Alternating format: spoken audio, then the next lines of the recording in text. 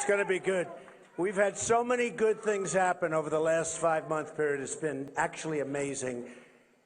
The people of this country are absolutely incredible people, and I am honored to be with you tonight. It's like this all over the place. We're going to take our country back, folks. We're going to take it back. We're taking our country back. It's gone on too long, too many mistakes, too many stupid people telling us what we're supposed to be doing. We're going to be taking it back, and we're taking it back soon. We can't put up with it any longer. You see what happens. The Iran deal, incompetent. Anything you look, now I hear Bergdahl, no jail time for Bergdahl. I mean, no jail time. We have a man there who left. He's a traitor. He left. 5 people killed looking for him. And what happens? Like, for years, he's been under the same thing. And I hear there's not going to be jail time. It's incredible. You know, 50 years ago, what would have happened? Boom. 25 years ago, probably the same thing, but it would have taken longer. 10 years ago, jail time. 5 years ago, a couple of years. Now he's going to get nothing. He's going to get nothing. Well, I'll tell you what, I'm just thinking of it now for the first time. If I get in, we will review his case, I promise you. And you know what? Statute of limitations, we'll be reviewing Hillary Clinton's case, too. I can tell you. We're going to be we will review that. You know, before I go too far, I've made some great friends, and you know, I announced and I talked about illegal immigration. There was a huge firestorm. Everyone went crazy. Oh, illegal immigration. It wasn't even something that people were going to talk about. And then all of a sudden they started saying, you know, maybe Trump is right. But I went through 2 weeks. It was unbelievable. And I mean, it was really incredible. I didn't mind it. You know, it's like called life because I'm telling the truth. I don't mind when you're saying something that's correct. And this country needs to get away from political correctness. It's killing us. It's killing us. It is absolutely killing us. And I announced all about, we talked about what's happening at the border. We talked about the illegals pouring in.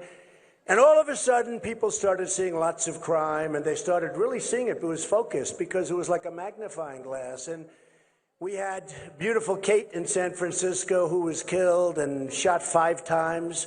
And then we had so many others. We had the woman a few weeks ago in California, raped, sodomized, 66-year-old veteran, raped, sodomized, and killed by an illegal immigrant. We have much, much crime, so much all over the place.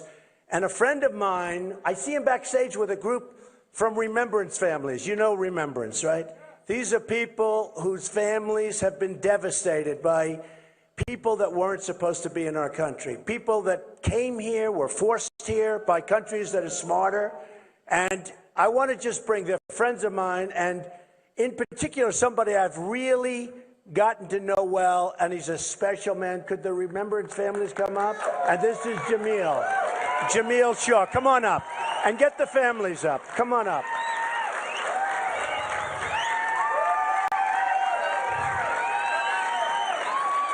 Come on up. I saw him backstage. We were going to say hello, and I said, come on up and say a few words. These are incredible people. What they've gone through is unimaginable. And Jamil, I've known now Jamil for quite a while, and his son was this unbelievable young man. And I just ask you to say a few words, Jamil. Tell us exactly what happened, please. Good evening. March 2008, my son Jazz, we were at a football camp, a clinic in Pasadena. It was designed for Division I prospects. So, you know, we had a good chance doing some good things. So we were practicing, you know, on our 10th week. On the way home, of course, he asked, can you go to the mall? I'm sure, you know, everybody, kids ask that. So, of course, you know, I'd be home by 7. You know, I didn't want to let him go because, you know, L.A. is really unsafe, like Mr. Trump is saying, you know, it's unsafe. But I thought since he was a good kid, he'd be okay. I gave him a chance. Be home by 7. So 7 o'clock came. I called him. He wasn't home. I said, "Hey, where are you?" He said, "Oh, Dad, we'll be there in a minute. You know, we caught the wrong bus, but we're safe." He thought the same thing. I'm safe. He knew what I was thinking about. And a few minutes later, I said, "Oh, I'll call you in an hour." I called him back. "Where are you now?" "Hey, right around the corner, old man." So I was like, whew.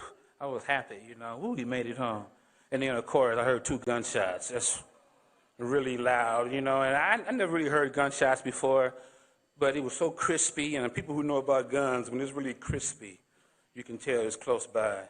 And I just like, oh, man, I hope this, you know, I just figured he was already shot because I had this feeling. I remember saying, I hope he's not dead. And I went outside and looked, and laying in the street dead. You know, found out he was on the phone with his girlfriend. His girlfriend said saw this guy walking up on him, and he was, uh-oh, what's going on? She was like, well, run, do something. It was too late. She heard the guy say, "What set you from?" And and one of the neighbors said, shot him in his stomach. And while he was on the ground, the coroner testified in court that when he was shot in the stomach with a .45, he was on his back with his hands up. He shot him through his hand into his head and killed him. He was dead. And I ran outside, and I looked right down at it. I'm looking at his face, and even today, I still can't believe it. You know, it's just not real. You know, I never bounced back from that. You know, it's if you're a parent, or you could be anybody, you know, I always ask people, what would you do? What would you do if an illegal alien in an 18th Street gang was released from the county jail, you know, and into our neighborhoods? We don't know what's going on. That's why we need Donald Trump, because he wants to, he feels what we feel. I mean, he feels what we feel. He's just like us, you know. I know that now, you know. I saw him on TV. I had no idea, but he wants us to be safe. He wants to make us safe. We all love to be safe.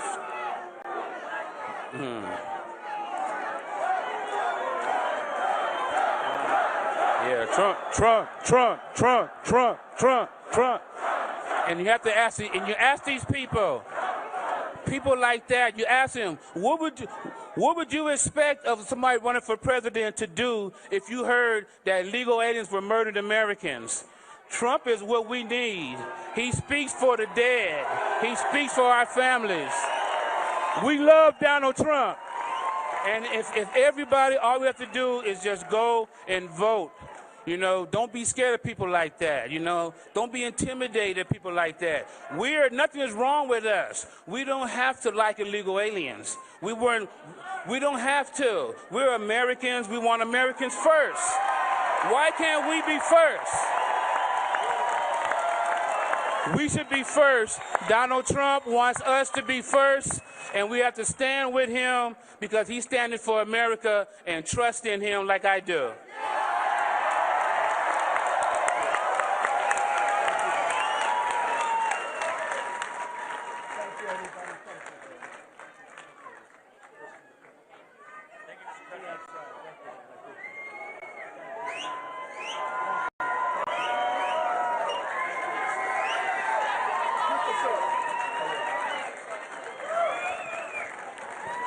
These are amazing people. They're amazing families. What they're going through, you cannot imagine, for no reason whatsoever. Just incompetent people.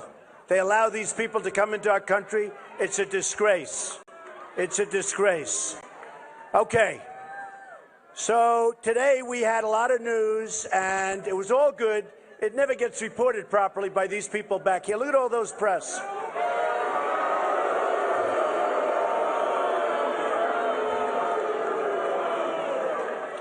Well, you know, I've learned 2 things more than anything else: how smart the people are and how bad and dishonest the press is, because it is really dishonest. It is really, really dishonest.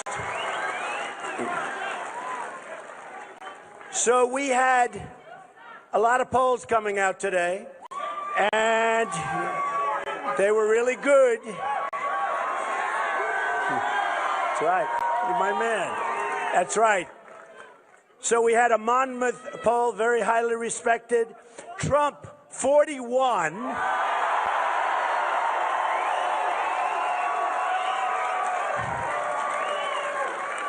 Cruz, 14. And everyone else much lower. I mean, somewhere. So I heard today when they announced the poll, 41 to 14, and I like Cruz, good guy. But I heard, here's how they announced: Cruz surging.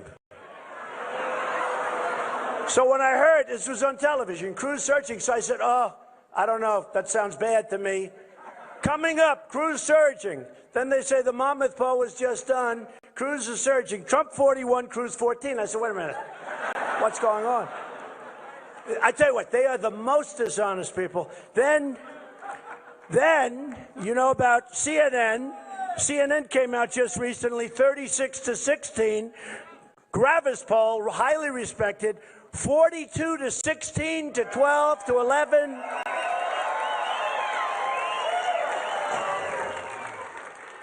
So then today, it was very interesting because I did have one poll in Iowa, which I never expect to get. I can't stand the paper. It's a horrible paper. Des Moines Register, it's terrible. You know, of course I would never say they do this, but they have a very small sample. If they take about 10 votes and put them in their pocket, you understand that. So Des Moines Register was 21-31. All of a sudden, it was like the biggest story I've ever seen. Okay? That was just Iowa. Don't worry about it. It's Iowa. We love Iowa, but I think we're doing great in Iowa. And I expect to win Iowa. We think we're going to do great in Iowa. I get by far the biggest crowds. And okay. So then we had a CNN poll. So CNN today was talking about a poll that wasn't theirs. And I kept saying, why don't they talk about a poll that's theirs? So they just did this poll. It's a new poll. CNN in Iowa, Trump 33, Cruz 20, and then everyone else much lower.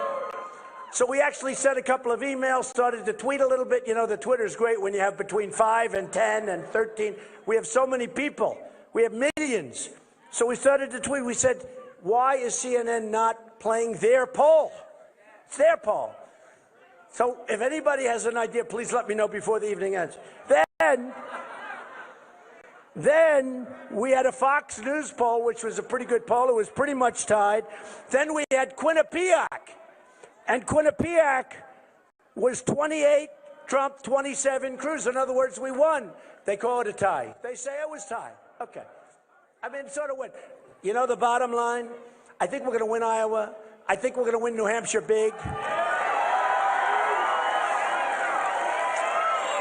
I think that, frankly, if we win Iowa, we run the table. I think, frankly, if we win New Hampshire, which we're way, way, way up, and South Carolina's been unbelievable. And by the way, in Nevada, we're winning big, big, big.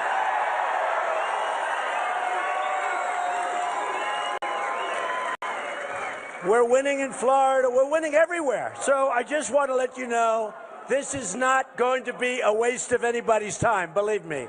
This is going to be something special. Do I hear some noise over there? Yes, I do.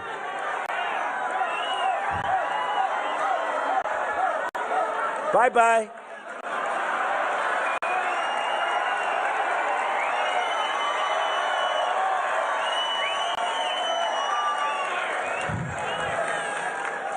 You know, look at all those cameras turned over there. They only turn when there's a protester. They never, no, they are the worst. They only turn when there's a protester. They never, ever turn unless there's a protester. Yeah, get them out of here, please. Please, thank you.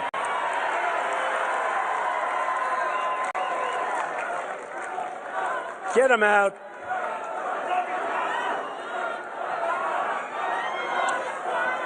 What is our country coming to? It's unbelievable. No, it's unbelievable. You know the truth, though? I'll be honest. We should have been doing that for the last 7 years. I give them credit. I don't know why we don't. I don't know why we don't. We have a silent majority that's actually a noisy majority, but we should have been doing what they're doing for the last 7 years. Because what's happening to our country is a disgrace. It's a disgrace. So, all right, thank you. Good job. I love you too. I love you. I do love you. That's why I'm doing this. I had such a nice life. I had such an easy life. Now I'm doing this. Give me a break. We're going to make America great again, folks. We're going to make America great. And with me, there's no super PACs. There's no phony money all over the place. I'm funding my campaign. You got to see this. These people, $125 million super PAC, I guarantee you whoever it is, you know who it is, right? But there are many of them. There are many of them. They have all of this money in super PACs. The super PACs totally control the candidate. They totally control the candidate. If they want something, they get something. And if it's not to your benefit, they couldn't care less. They don't care. Believe me. And that's what's sick about the system. And frankly, 6 months ago, I was on the other side. I was like the fair-haired boy. I gave $350,000 to the Republican Governors Association. I was on the other side. I was like establishment. Can you believe it? Now I'm a politician. I hate the term. I'm a politician. I'll never be a politician. I don't want to be a politician. Don't want to be a politician. They had one case where a super PAC, for a nice guy, he's a nice guy, so I'm not going to mention his name, but it was on the front page of the Los Angeles Times. A super PAC raised $6 million. By the time everybody took their slice and their cut, they were left with $140,000 for the campaign. Think of it. Now, that's a pretty good business. You guys ought to try it sometime. Pretty good. And you wonder, how come they're losing money? How come they're out of money? Why are they complaining? They're going to leave the campaign. Because you have to see the money that's being made. You have to see the money that's being made by people raising money. It's insane. It's better than being a real estate broker. I want to tell you that, folks. You can do this and you can retire after one campaign. It is a disgrace what's happening with money. It's a disgrace what's happening with influence. And we're going to end it, folks. We're going to end it. We're going to end it.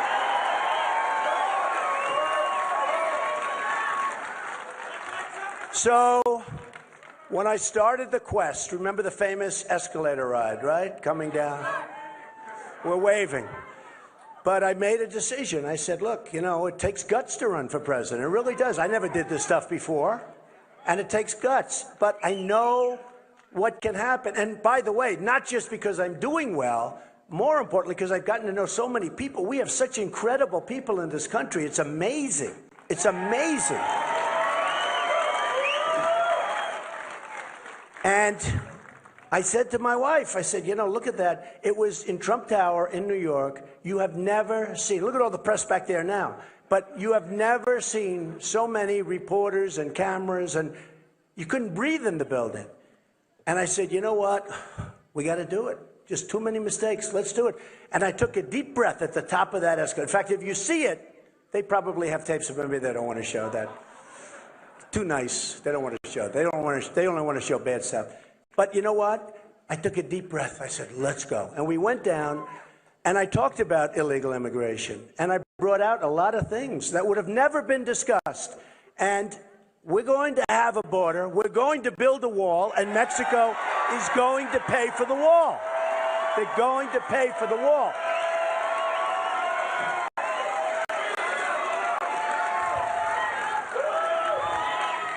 Now, a lot of the people that are running against me, they say, oh, well, Mexico will never do that. Why would they do that? Because they're politicians. They have no idea. They don't know business.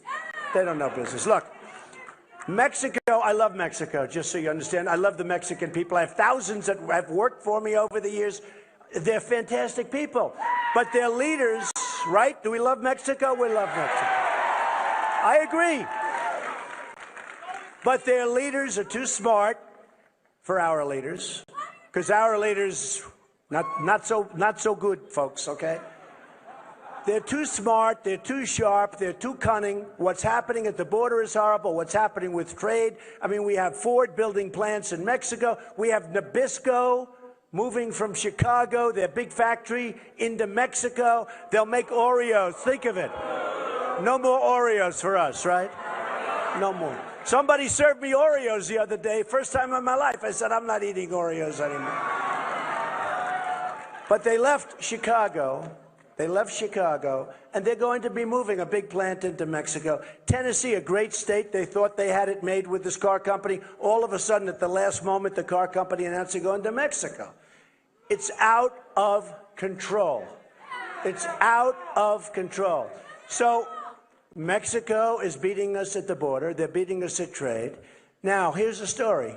Mexico is making, we have a trade imbalance. We have an imbalance with Mexico of over $40 billion a year. And that doesn't include drugs. The drugs, you can probably double it. Who the hell knows? That's free of drugs.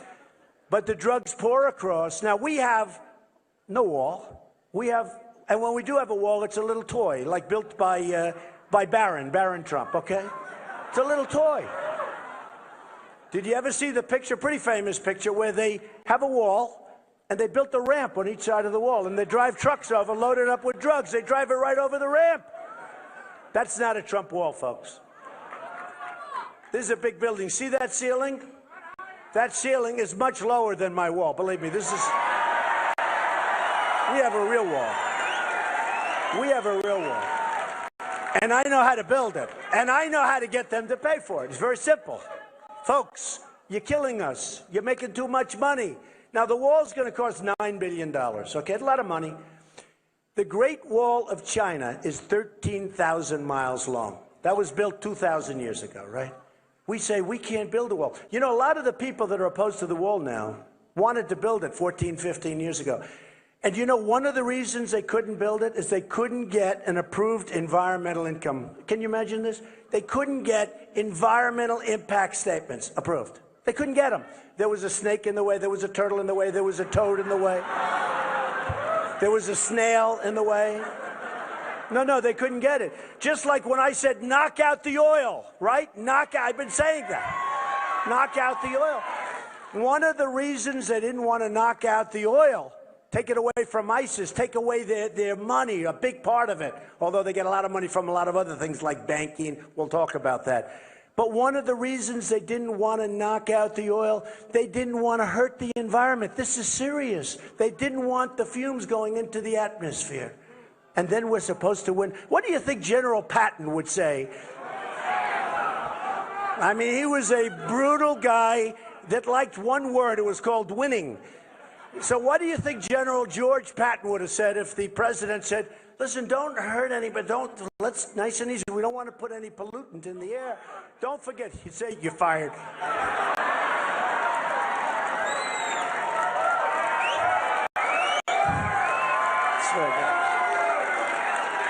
Now, can you imagine?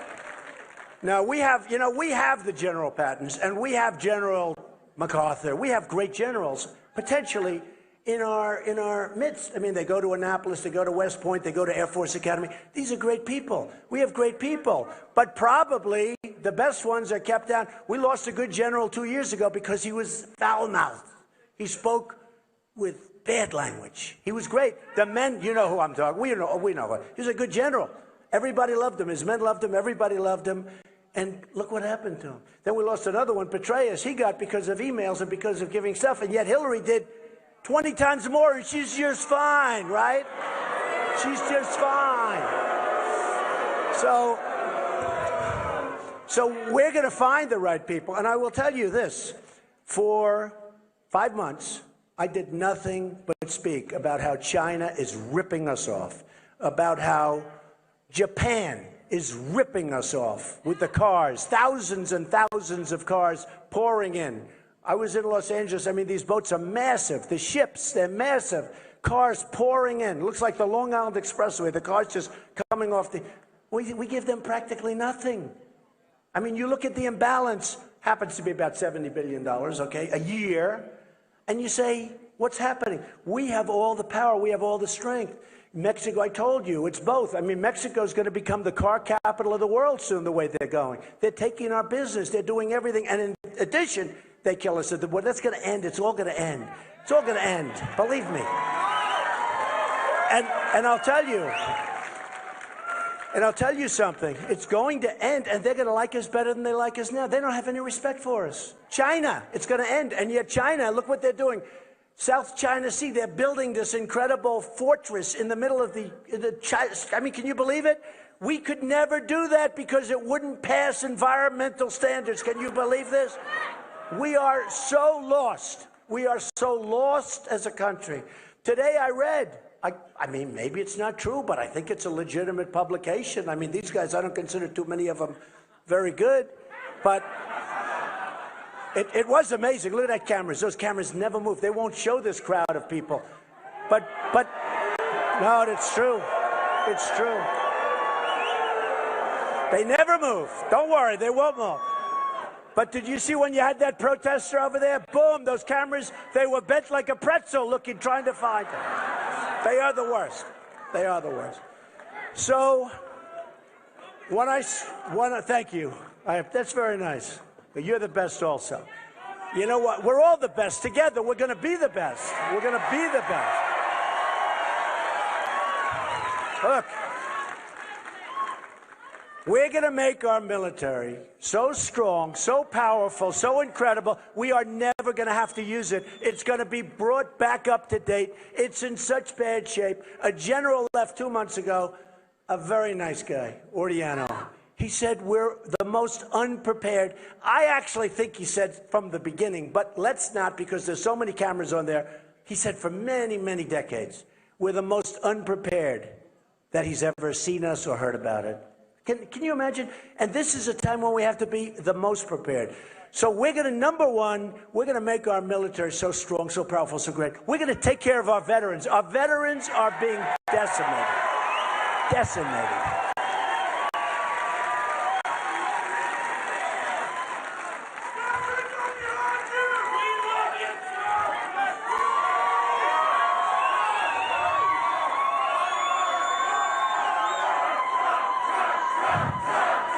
Thank you.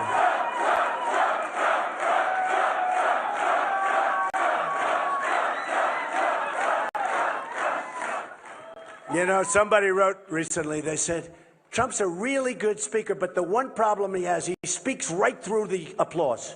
And you know why I do that? Because I'm so excited. I mean, I love what we're going to do together. I can't wait. It's true.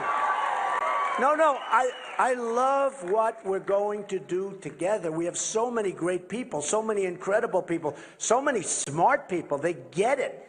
I mean, how the hell do I get 41 and 42%? Again, this is against 15 people, by the way. This isn't against 2 people. By the way, you know, Gravis at 42, and the big one today, Monmouth, came out at 41. Let me just tell you, if that were against 3 people, I'd be happy. Because that would mean I won, pretty much, right? But this is 15 people we have that. A couple have left. A lot are going to start leaving, which is nice. It would be nice to have some more time to talk. It's so many people. There's so many people, and many of them don't have a chance. You say, what are you doing? Just go home and relax. Go home and relax. So... And by the way, some really good people. I have to tell you, on the stage, you really do. You have some great people. I've gotten friendly with some of them, and they really are outstanding. I won't tell you the names of the ones I think are good, because I want you to not even think about it. But you have some people that are excellent, some really good people.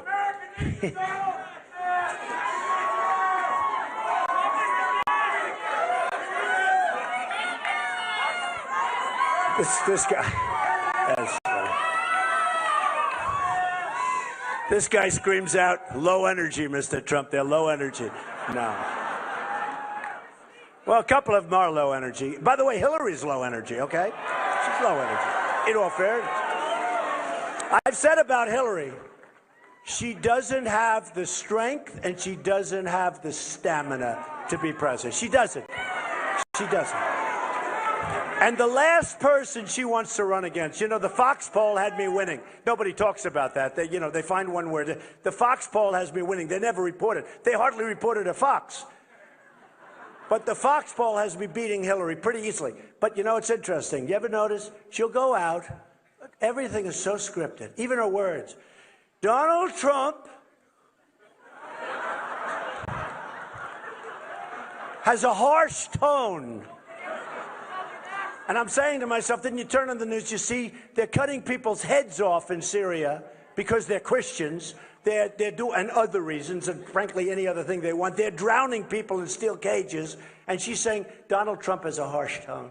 Well, I don't like his temperament. Oh, that's fine. Look, we've got to get smart. We're not going to have a country left. But did you ever notice with Hillary? It's sort of an amazing thing. She puts on her pantsuit in the morning. She gets up. No, nothing wrong with that. Nothing wrong. There's nothing. You like my hair? I like that guy. He said, "I love your hair, Trump." It's mine. It's the nicest thing he could have told me. It's actually mine. Sort of interesting. It's mine. People now all believe it. I mean, you know, through this, be awful tough to get away with phony hair, right? After what but anyway. But, you know, so Hillary, she gets up and she goes and does a meeting and she's going to have like 3 or 4 people. It doesn't do this. First of all, she can't draw crowds like this. She can't draw. She'll get 200 or 300 people. I won't mention names, but a couple of the candidates last night, one had 51 people, they counted it. One had 153. We have, what, 4,000 or 5,000 people here. It's like packed. Packed. Place is unbelievable. And you know, I have some beautiful stuff in Las Vegas. There's plenty to do here. So when you come out, and we can't even give you seats because there's too many people. Sorry about that, folks. We had seats. We had to get rid of the seats. There's too many. But I think that's okay. You're all strong. But think of Hillary. Wait a minute. Think of this. So because we do need strong. We need stamina. We need really, really strong and smart. We need smart. We can't have, you know, I've known a lot of people over the years. They're really strong, but they're stupid. Okay? That's no good. We need strong, but we need smart. But Hillary, so she goes out, does an event. Then you don't see like 5, 6 days go by, right? Then she does another scripted event, and she'll take questions from like 3 people. We would like to ask you, how do you like, don't you like your family? Yes, I do. I love my family very much. You know, every question is scripted, where she sits around a little table, and they vet all the people that go in with her. It's ridiculous, okay? It's ridiculous. And then she'll get up and she'll read a teleprompter, always a teleprompter. She'll read a teleprompter, and she'll go, "Ladies and gentlemen, thank you. I'd like to do it. It would be so much easier for me." I mean, can you imagine how easy that would be? I have 2 pieces of glass. I read for a half hour. Instead, I speak for an hour and a half with no notes, no nothing. The good thing about doing it this way, first of all, you need a great memory, which, you know, I do have. But the good thing about doing it, we can talk about current events. We can talk about, for instance, we can talk about stuff that happened 14 minutes ago. If you have a speechwriter, they want to, you know, first of all, they charge these people a fortune. They write Jeb Bush's speeches. They write all the speeches. Very inspiring speechwriters. No, they write them. Boy, that was a killer, wasn't it, that expression? But think of it. If something happens, they're like, they can't talk about it because they have to get their speechwriter to write it, put it in the teleprompter, or put it in a speech in front of them so they can read it. So today, I just read a story, the migration. We don't want to have anybody come. We got enough problems in this country, right? We got enough. And I've been saying we don't want, you know what? I have a big heart. I want to take care. I want to help. But we got to get the Gulf states. They have so much money. You know, Saudi Arabia was making, think of it, $1 billion a day. These are $1 billion a day. Now, the oil prices are down, so let's cut it in half, okay? But so much money. The Gulf states make so much money. We need to do a safe zone in Syria. And how Merkel could have done what she's done to Germany, which is incredible. You look at what's going on in Germany, it's a mess with the crimes and the problem and everything else. We should have had a safe zone in Syria. Let thousands and thousands and thousands, and you do the tents and you do the food and you let them, and basically they'd rather stay there, in my opinion, and go back when this whole mess straightens out. Let them go back where they want to be. It's their country. But I've been saying, I've been talking about the Trojan horse.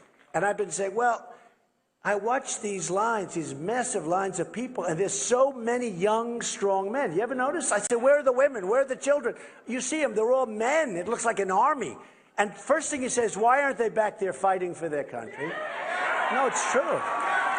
But then you say, where are all the women? Where are all the children? Now, I have to be honest with you. I'm trying to keep an open mind, but I'm looking at these lines, and there's a lot of people that look very young, very strong, and they happen to be all male. And then today, a report came out. Did anybody see the cell phone report? Where they have cell phone with the ISIS flags on them, thousands of them. Let me change that, hundreds, because they'll say, oh, when I said thousands of people are dancing on the street, and then I found reports all over the place, they said, oh, well, but he did say that. Who knows how many? A lot of people. But they found a lot, believe me. And did I win my point on that one, by the way? Okay? Believe me, I won my point on that. So many stories, and then all of a sudden, well, but they weren't there, they weren't here, they were all over. Let me tell you, people, they were dancing in the streets, and that's disgusting. And on rooftops, and elsewhere all over the world, they were dancing. So now the migration comes, right? Now the migration comes, and they find cell phones on many, many, many people. They find cell phones, and on the cell phone,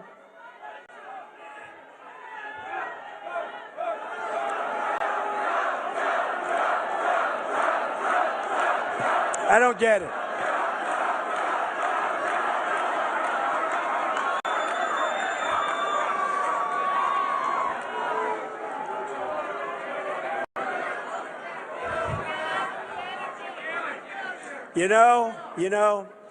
Actually, I just want to say, I staged that. I actually put that person, because that was the only way I was going to get the cameras turned to see how many people are there.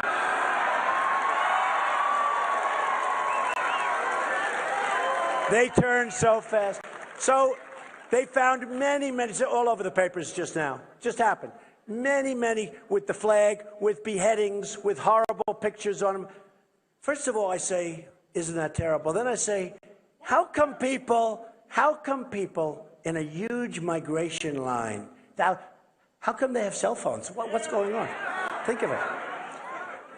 Why do they have cell phones? I mean, you wouldn't think the cell phone would be exactly #1 on priority. They have so many cell phones.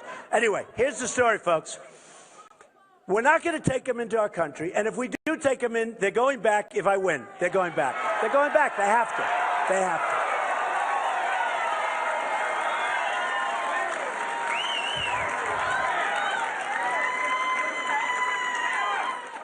We are a country that soon will owe $21 trillion. It's $19 trillion right now. We just signed a totally ridiculous budget that was done in like 24 hours. It's unbelievable. And you know what? The Democrats, we get that. Okay, we understand it. We know where they're coming from. The Republicans have let us down, and you can say what you want. When they sign budgets like that, they were supposed to start right after the last budget and knock the hell out of everything and balance, but nobody does it. And I tell the story. They get in, they fight. We're going to end Obamacare, they say. We're going to do all these different things. We're going to balance the budget. And then they get down to Washington, right? They get down to Washington, and they say, darling, and in some cases it's a woman saying darling the other way, right? But they say, darling, look at the ceilings. Look how beautiful the columns are. Look at the angels at the top. Isn't this incredible? We never want to leave. And then they say, how do you vote? I vote any way you tell me to vote. They totally changed their tune. They totally changed their tune. And I promise you this. I swear to you this. President Trump will never change his tune. Nobody has been. We'll never change our tune.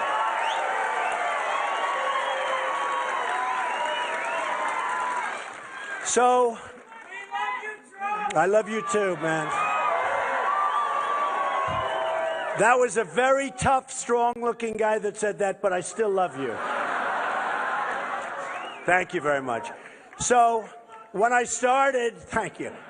When I started, we were talking about all these things. We were talking about China. We were talking about, and we will repeal, we will replace Obamacare. It's dying anyway. By the way, folks, it's dying anyway. In 17, it's dead. It's all the wrong people joining, the wrong income. It is a mess like nobody's ever seen. It's dying. We're losing our doctors. You know, the insurance companies make a fortune. They took good care of Obama. They're the big beneficiaries. We're going to get rid of the artificial borders. We're going to have real bidding. We're going to have great insurance. It's going to be less money, and it's going to be good.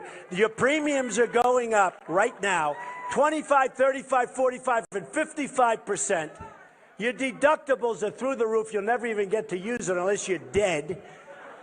You won't get to use it, and it's a disgrace that it was ever approved in the first place.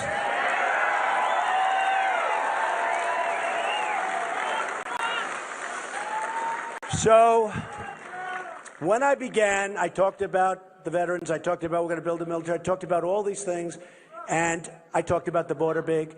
And then what happened is Paris. That was a big one. That was horrible. These people are animals. And I tell the press, they were saying the mastermind behind the attack. The mastermind. Did you see the mastermind? I call him the guy with the dirty hat, right? No, the mastermind. They build him up so big. And then they wonder why the internet is taking our youth where they're going out and they're fighting for ISIS. They're fighting for ISIS. They build these people up like they're Robin Hood. And so big. And they use the word, all of them, they use the word mastermind. And every speech I'd say, don't call him a man. And you know what? Now they're not calling him mastermind anymore. It's really true. The press is not doing it, which is great. Which is great. They say he's brilliant. He's brilliant. What? They drop a few people into these various rooms in France and they start shooting everybody. And by the way, the guy that was talking about gun control over there, just so you understand, instead of hundreds, Paris is the toughest. You talk about gun control. Paris has the toughest gun control just about in the entire world. France has the toughest gun control just about in the entire world.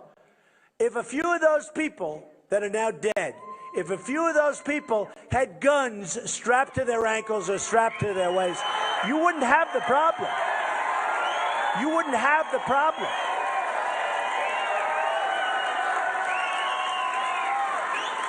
Right?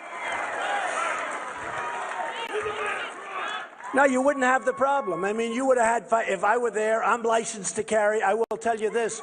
If I were there, if somebody were there if we had some firepower in the opposite direction, those people would have been gone. But they talked about this guy, and he was a slob. And by the way, let me tell you, the guy is a stupid person. He was a man with a very low IQ, I can guarantee that. And that's what they should say. They should say the fact. What did he do? He put a couple of people in there starting to shoot everybody, a couple of places.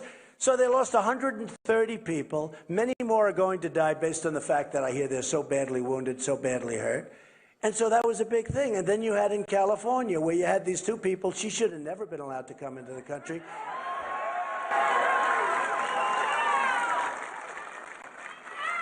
The system totally broke down. She came in on a visa, fiancé visa. Oh, so romantic. Isn't that wonderful? She's just wonderful, right? She came in on a fiancé visa. Nobody ever even heard of a fiancé visa. No, did you ever hear of it? Fiancé. So she was radicalized. He was probably radicalized before, but maybe, who knows? I mean, you know, these people. And tonight I heard, you know what? The bodies are there. And they're having a hard time because they want to send his body or her body back to where they came from. Can you believe it? No, can you believe this? They want to send the body back on an airplane. No, how crazy. And it's a very expensive thing, but they want to send the body back. I won't say where she came from, but believe me, she came from an area you're not going to be totally surprised. Let me tell you, they want to send her body back. Why? Why are we doing this? Who even thinks of this? Who would even think of it? So the two bodies are sitting there because they want to get her body back. That was reported a little while ago, okay? Unbelievable. How stupid are we? How crazy are we? These people that we have as leaders don't know what they're doing. So then we have California, where these two terrible people walk in and, supposedly they were friends with a lot of the people they killed, right? They were friends. They worked together. They walk in and they start shooting. And they killed 14, and others are going to die probably because they're in very bad shape. But they killed a lot of people, and they should have never, ever, ever been in the country. And, folks, we have to get smart. We have to get sharp. And, did you hear about the woman that wouldn't say anything because she didn't want to racially profile? Did you hear that? Or some guy. They didn't want to racially profile. They thought it was a little strange. There are bombs lying all over the floor. They thought a lot of things were going on that were a little unusual. But they didn't want to call the police because they didn't want to racially profile. Now, that to me sounds like a lawyer giving them, because they said, you probably know, they know that you know what was going on. How about this? Say racially profiling, okay? I mean, what's going on with us? What's going on? And you have thousands of people out there that are looking to do the same damage. We have to get smart. We have to get tough. We have to be vigilant. We have to be vigilant. We have no choice. And, every once in a while, you have like a protester start screaming. And I say to myself, I wonder if I took that person, it's a person, and sat down for a half hour. We're all looking for the same thing. Whether you're Democrat, liberal, conservative, Republican, aren't we all? Well, we want safe, but we all sort of want just overall what's good for the country. We want to get rid of our debt. We don't want to have China rip us off, which they are doing big league. I mean, look, I love China. China, they pay me millions and tens of millions of dollars for apartments. Who's nicer than China? I have the largest bank in the world as a tenant in one of my buildings. I mean, I get along great with China. But they're too smart for our leaders. They devalued their currency, the biggest devaluation they've had in 20 years, 2 decades. Think of it, 2 decades. They never thought they were going to be able to do it, but because we have so many other problems, they went and devalued their currency. They're killing us. They're killing us. They're all killing us. Japan has done a great devaluation, and that's one of the reasons. My friend, I tell this story all the time. My friend, he's an excavator. He excavates. He's a great excavator. He always buys Caterpillar tractors. Look at their stock. It's tanked. And I could have told you that 6 months ago because he told me the story. He went and bought Komatsu, made in Japan, because they so cut their currency, they so devalued their currency, that he went and bought Komatsu tractors. And I see him, and I could see he was unhappy. First time in his life that he bought outside of Caterpillar. But he said, look, I owe it to my company, I owe it to my wife and family, I owe it to myself. He said, you couldn't compete with the deal. I said, which is better? He said, they're both good. Caterpillar's better, but they're both good equipment. But he said, I owed it to my family. I owe it to my company. He's right. I said, you're right. You have to do what you have to do. But he was sad. But you look at what's happening, and it's happening all over. Now we have a case. I don't know if you know what corporate inversion is. Carl Icahn is supporting me. He's a great businessman. He's going crazy about corporate inversion, where companies that used to leave for Florida from New York, or they used to move to Nevada from someplace, because taxes were better or something was better, but they'd move. Okay, that's fine. At least they're moving in the country. Now they're moving from New York and here and all these places outside of the United States. And we have 2.5, well, think of it. Yeah, but look, they have $2.5 trillion at a minimum that they can't get their money back. Every single politician I know on both sides want to let them bring their money back. They can't make a deal. You know why? Because it's gridlock in Washington. Here's a case where everybody agrees it's a good thing for all that money to come pouring back into the country. So these companies are leaving to get their money, and they're leaving for other reasons too, including taxes. Under my plan, by the way, we take care of the middle class big league. We cut it way down. We simplify, we cut, and I'll tell you what, we're going to take care of the companies and the corporations and the small businesses. We're in there. Right now, we're the highest taxed nation in the world, okay, highest tax. As soon as my plan goes into effect, we're at the lower end of it. We're not quite the lowest, but we're very close to it. And the plan has gotten great credit. It's simplification, it's major reduction for middle class, and major reduction for businesses, all businesses, but including small businesses, because our company was built with small businesses.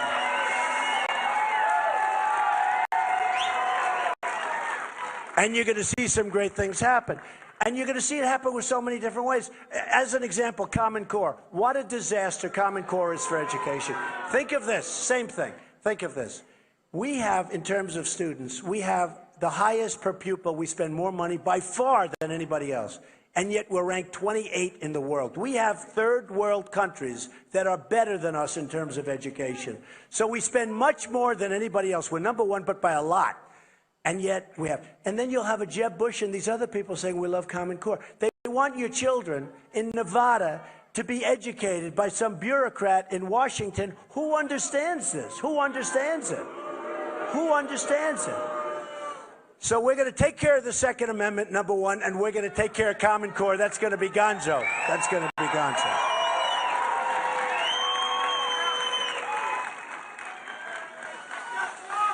So we have a situation in this country where, yes, oh, they're friendly people. I don't mind. They don't make the same impact as the unfriendly ones. I love you too. Thank you, darling. So I was talking about all of these things for 5 months, and then after Paris and after California, I now talk about Muslim extremists, radical extremists, something's happening, but you have the radical Islamic extremists, they're pouring in, they're coming in. We have a lot of them here. We have to be careful. And by the way, I have so many great relationships with Muslim people. They know there's a problem. They want the problem solved. It's hurting them. It's hurting them more than it's hurting anybody. They want it. But you have a president that won't even issue a term. He won't talk about, when you say radical Islamist terrorist, he won't even say it. He won't even use the term. And nobody really understands why. And Hillary Clinton won't use it. If you have Hillary Clinton, you got 4 more years of this stuff. You're never going to solve the problem. You're never going to solve the problem. And we will get it solved. And we'll work with everybody and we'll get it solved because people want it solved that you wouldn't believe. Everybody wants it to be solved, except for the bad ones. And the bad ones, we're going to get them. We're going to get them. We're going to take care of them. We're going to get them.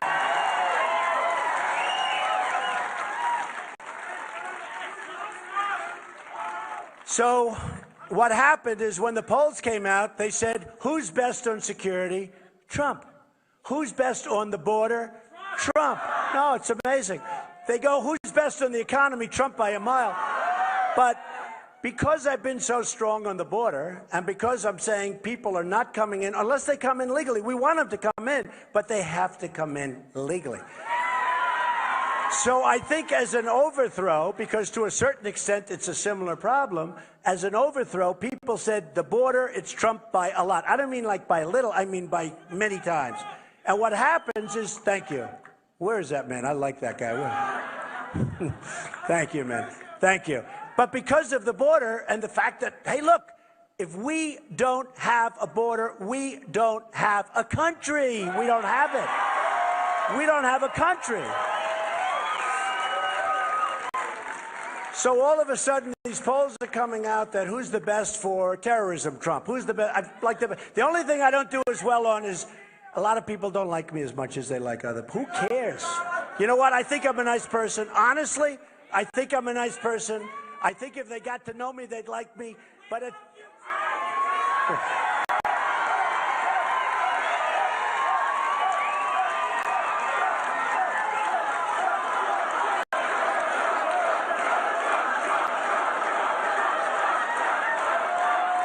Thank you. Thank you. You know, a really nice woman at one of the rallies, because everywhere I go, we have crowds like this. We have massive crowds. I mean, we go to Iowa. We have the biggest crowds, but not like by a little bit, but by thousands bigger than other people. We have far bigger than anybody else, and that includes Bernie Sanders and Hillary. I don't know why. She's beating him in the polls, but he gets much bigger crowds. But we have bigger crowds by far than anybody. But you know, I meet at one of the rallies, I meet this wonderful woman, and she said to me, Mr. Trump, I'm voting for you. I love you. You're so good. But do you think you're nice enough to be a president? And I said to her, and I meant this, I said, first of all, I really think I'm a nice person. I love helping people. That's why I'm doing this. I want to do something good. But I said, but I'll be honest with you. this time, I don't think niceness is going to matter. They want competence. They want smarts. They want toughness. They want somebody that's not going to make a deal where we give Iran $150 billion.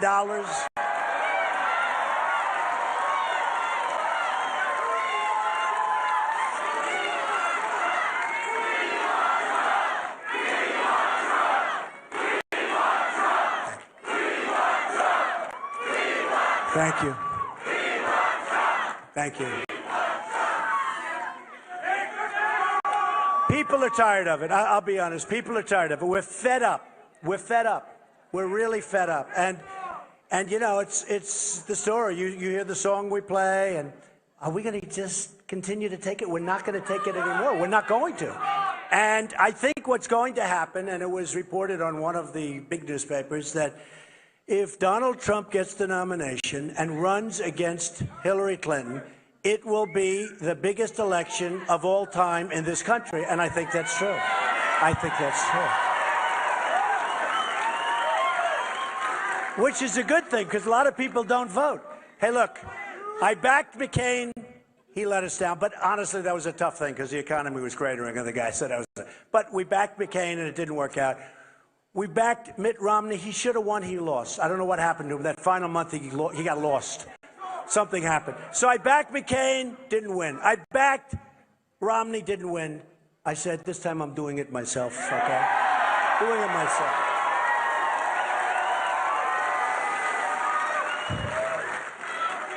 But it was reported, it will be the biggest, it'll be huge. It'll be this guy. He goes, it'll be huge. It's true.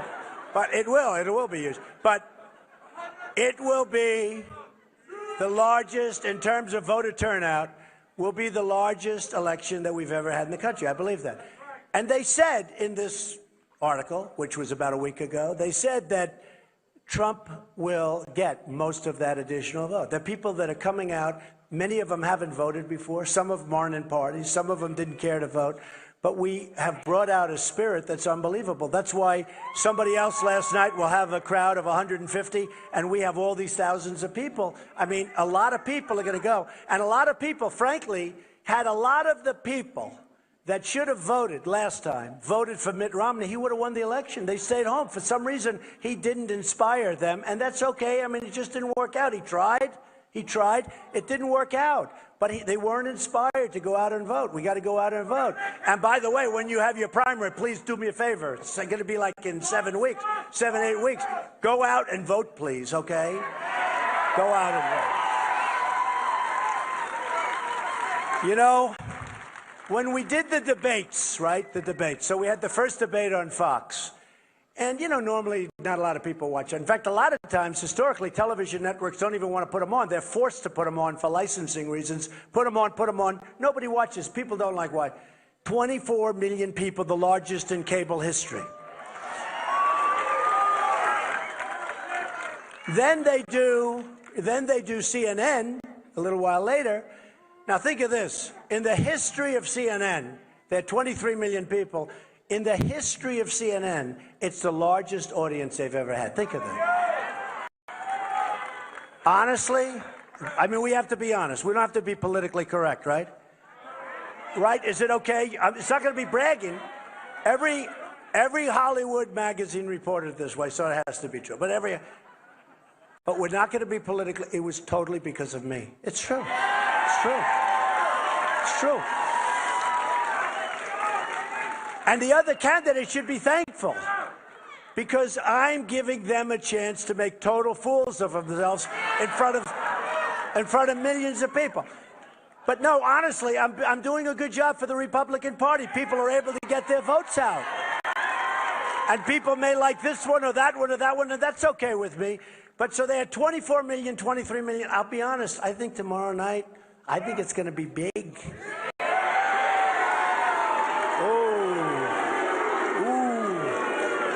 And they're all coming after me. I heard today, I'm saying, man, this is like crazy. Who's going to attack Trump first? Will it be this one? You know, he's taken down 7 so far. You know, if you look, so far, everyone that's attacked me has gone right down the tube, so that's a good. That's good. No, but they're all saying, and who's going to, my son is here, Eric Trump. Where's Eric? Where's Eric? And this is Eric. He's a great boy. Say something, Eric. Just say hello. I am so proud of this man. Look at this crowd. And you know what? We've had a lot of rallies. We've had a lot of amazing rallies. And I looked at him in the eyes a couple weeks ago and I go, you know what? You're going to win this thing. And he is going to win. And we are going to win. And we are going to make this country great. So, proud of you. Love it. Good boy. So we're watching television before we're hearing all these announcers saying, well, who's going to take on Trump tonight? Who's going to hit him hardest? And I'm saying to myself, yeah, I would say bring him on. Who cares? What difference does it make? But I would say it won't be this will not be like an evening in paradise for me. Do we agree? Look, you have a lot of smart guys. They have their views. We have our view. And I think for the most part, think of it. It's common sense. I mean, really. There's so little common sense that our country has and our leaders has, and even the candidates, they don't have any common sense. Now, a lot of them are because they've gotten so much money from so many people. They're controlled like puppets. I mean, they're controlled like puppets, folks. Believe me, they're controlled like puppets. I'm not controlled by anybody. I'm not controlled by anybody. I'm actually controlled by you. I'm controlled. No. I built a great business, an amazing business, some of the great assets of the world. I have a beautiful building right down the road. I have some of the great, and by the way, they all said, he's not going to run. And I ran. Then they said, well, he'll never file Form A. That's basically a little form where you sign your life away. I signed Form A. Then they said, well, he'll never sign financials and he'll never put them in. And if he does, he'll wait a year. He'll wait because you have a lot of extensions you're entitled to automatically. I said to my accountants,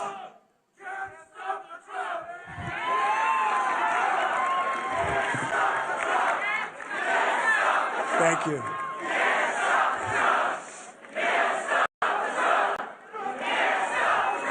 You know, when these four guys started jumping up and down, I said, wow, they look like rough protesters, but they were on my side.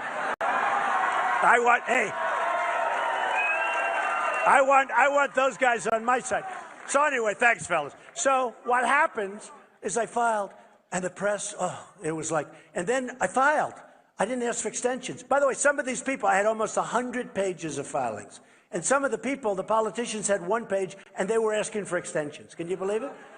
But I wanted to get it in, so I got it in early. And then they went and they checked. They said, wow, because they figured I'd never run because maybe I'm not as rich as people said. Well, it turned out much richer, much stronger, very little debt, tremendous cash flow. And here's the thing. I'm not saying that in a braggadocious way. I'm saying because that's the kind of thinking we now need in the White House. It's what we need. We're going down the tubes. So I ran.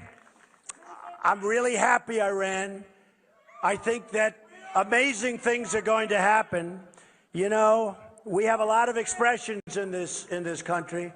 We talk about the American dream, and I say, and it's sad, the American dream is dead, but we're going to make it bigger and better and stronger than ever before. Bigger and better and stronger. Remember, bigger and better and stronger. And we are going to make America great again. And I love you all. I love you all. Thank you. I love you all. We're going to do it. We're going to do it. We're going to do it. Thank you. Thank you, everybody. Thank you.